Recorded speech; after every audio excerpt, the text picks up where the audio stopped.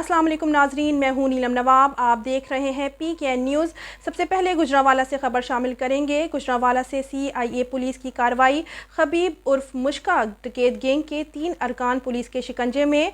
मुलजमान के कब्जा से 1,75,000 नकदी बरामद। सरदार ताहिर महमूद की रिपोर्ट के मुताबिक DSP CIA गुलनवाज की ज़ेर निगरानी incharge CIA inspector Ansar Javed Mohal ने अपनी पुलिस टीम के हमरा आला कारकर्दगी का मुजाहरा करते हुए डकैती और चोरी की मुतादिद वारदातों में मुलव्विस खबीब उर्फ मुश्का डकैत गैंग के 3 अरकान को गिरफ्तार करके दौरान तफ्तीश उनके कब्जा से 1,75,000 रुपये नकदी बरामद कर ली।